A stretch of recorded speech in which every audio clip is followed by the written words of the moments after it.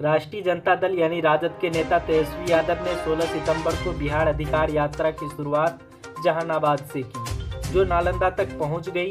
यात्रा का उद्देश्य वोटर अधिकारों, बेरोजगारी और विकास के मुद्दों पर जनता से जुड़ना है। तेजस्वी ने कहा कि नीतीश कुमार को हाईजैक कर लिया गया है और बिहार को नया नेतृत्व चाहिए।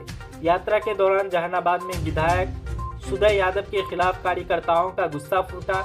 सदस्य हटाओ, जहानाबाद बचाओ के नारे लगे। गठबंधन में सीट शेयरिंग पर विवाद की अटकलें तेज है, लेकिन तेजस्वी ने एकता का दावा किया है।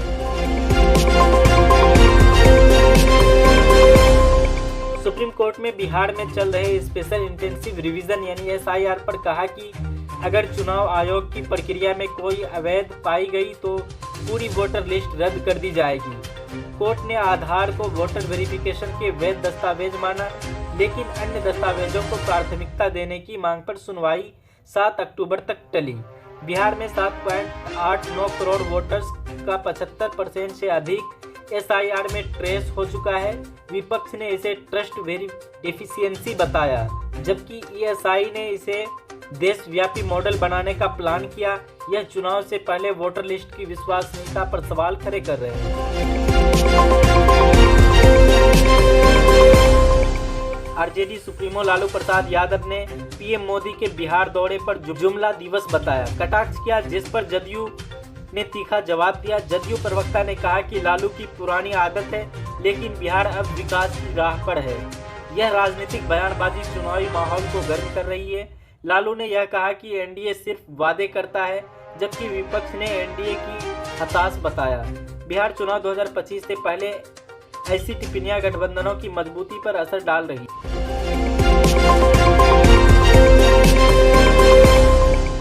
मुख्यमंत्री नीतीश कुमार ने 16 सितंबर को बिहार स्टूडेंट क्रेडिट कार्ड योजना में संशोधन की घोषणा की। अब 4 लाख तक शिक्षा ऋण ब्याज मुक्त होगा और किस्तें 5 से 10 वर्ष तक बढ़ाई गई है। महिलाओं, दिव्यांगों और ट्रांसजेंडरों के लिए पहले 1% ब्याज था, जो अब 0 हो गया है। योजना 2016 से चल रही है और इसका उद्देश्य 12वीं पास छात्रों को शिक्षा देना है। नीतीश ने कहा कि इससे बिहार के युवा मजबूत बनेंगे। शिक्षा में यह कदम चुनावी वादों के बीच सराहनीय है, लेकिन विपक्ष ने इसे देर आए दुरुस्त आए कहा।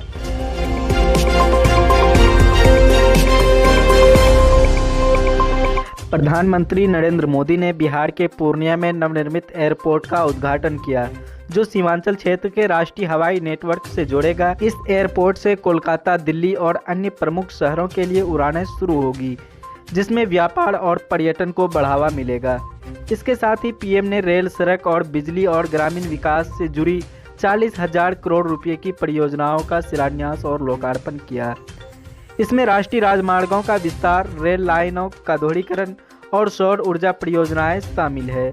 जो पूर्णिया में आयोजित विशाल जनसभा में मुख्यमंत्री नीतीश कुमार, उप मुख्यमंत्री सम्राट चौधरी और अन्य NDA नेता मौजूद थे। PM ने अपने भाषण में बिहार की महिलाओं के लिए विशेष परियोजनाओं पर जोर दिया, जैसे लखपति दीदी और नमो ड्रोन दीदी योजनाएं, जो महिलाओं के आर्थिक रूप से सशक्त बनाएगी।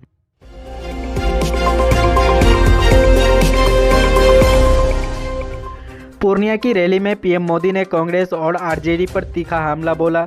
उन्होंने कांग्रेस के एक सोशल मीडिया पोस्ट का जिक्र किया, जिसमें कथित तौर पर बिहार की तुलना बीड़ी से की गई थी। PM मोदी ने कहा कि विपक्ष बिहार की प्रगति को पचा नहीं पा रहा है और राज्य को बदनाम करने की कोशिश कर रहा है। उन्होंने घुसपैठ के मुद्दे पर भी विपक्ष को घेरा, विशेष रूप से सीमांचल क्षेत्र में अवैध घुसपैठ को लेकर। यह बयान 2025 के बिहार विधानसभा चुनाव से पहले NDA की रणनीति का हिस्सा माना जा रहा है, जहां विपक्ष पर हमला तेज हो गए हैं।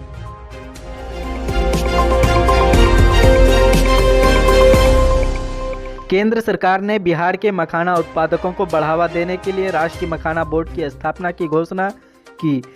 PM मोदी ने पूर्णिया में इनकी जानकारी दी, जहां उन्होंने बताया कि 500 करोड़ रुपए की इसकी योजनाओं से मखाना किसानों को उत्पादन, प्रसंस्करण और ब्रांडिंग में मदद मिलेगी।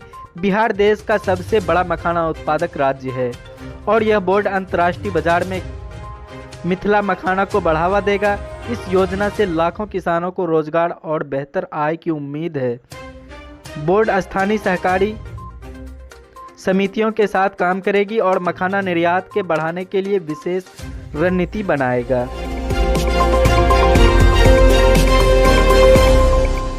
सुप्रीम कोर्ट ने बिहार में विशेष गहन पुनरीक्षण यानी SIR प्रक्रिया की अवैध पर सुनवाई की।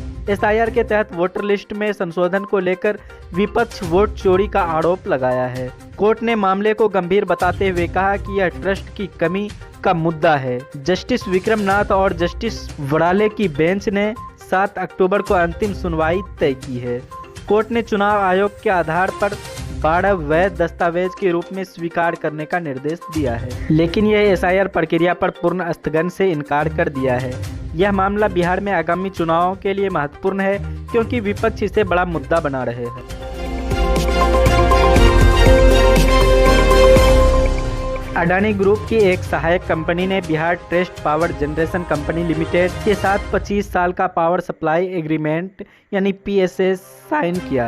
यह 21,400 करोड़ रुपए के प्रोजेक्ट के तहत बिहार में 2400 मेगावाट का थर्मल पावर प्लांट बनाया जाएगा। बिजली 6 रुपये प्रति यूनिट की दर से सप्लाई होगी। यह प्रोजेक्ट बिहार की बिजली आपूर्ति को मजबूत करेगा, लेकिन विपक्ष ने इसे अडानी की लूट करार दिया है। RJD और कांग्रेस ने आरोप लगाया कि सरकार ने कॉन्ट्रैक्ट देने में पारदर्शिता नहीं बरती। इस पर सरकार ने कहा कि यह बिहार की औद्योगिक विकास के लिए जरूरी है।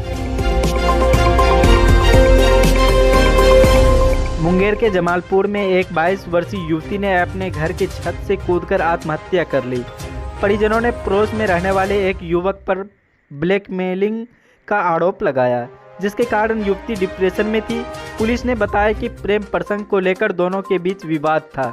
मृतक के परिवार ने पुलिस को बताया कि युवक ने कथित तौर पर उसकी निजी तस्वीरें सार्वजनिक करने की धमकी दी थी। पुलिस ने मामला दर्ज कर जांच शुरू की है और पोस्टमार्टम रिपोर्ट का इंतजार कर रही है। यह घटना बिहार में महिलाओं के खिलाफ बढ़ते अपराध को उजागर करती है। केंद्रीय गृह मंत्री अमित शाह 18 सितंबर को पटना का दौरा करेंगे। इस दौरान वे NDA के सहयोगी दलों यानी BJP, जदयू, LJP और HAM के साथ 2025 विधानसभा चुनाव के लिए सीट बंटवारे और रणनीति पर चर्चा करेंगे। सूत्रों के मुताबिक BJP और जदयू के बीच कुछ सीटों पर सहमति बन चुकी है, लेकिन छोटे दलों की मांगों चर्चा का विषय है। अमित शाह ने कहा कि यह यात्रा विपक्ष की बढ़ती सक्रियता, खासकर तेजस्वी यादव की बिहार अधिकार यात्रा के जवाब में मानी जा रही है। NDA बिहार में अपनी एकजुटता दिखाने की कोशिश में है।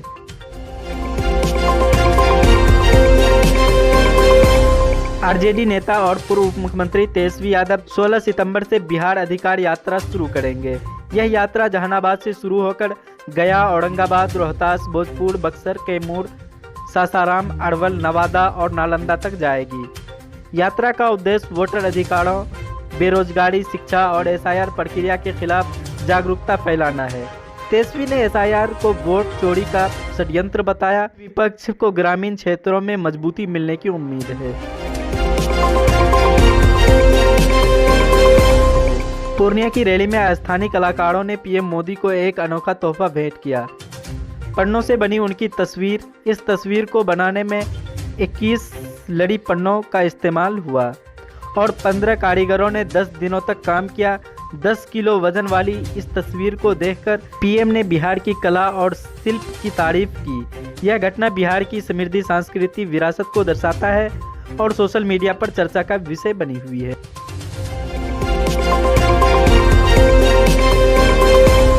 बिहार पुलिस ने आगामी विधानसभा चुनाव और अपराध नियंत्रण को ध्यान में रखते हुए 21 थानों में नए थाना अध्यक्षों की तैनाती की। रोहतास जिले में सबसे ज्यादा बदलाव हुए, जहां 10 थानों के प्रभारी बदले गए। यह फेरबदल कानून व्यवस्था को मजबूत करने और पुलिस की सक्रियता बढ़ाने के लिए किया गया। DGP ने इसे नए थानेदारों को अपराध नियंत्रण और जनता के साथ बेहतर तालमेल पर ध्यान देने का निर्देश दिया है।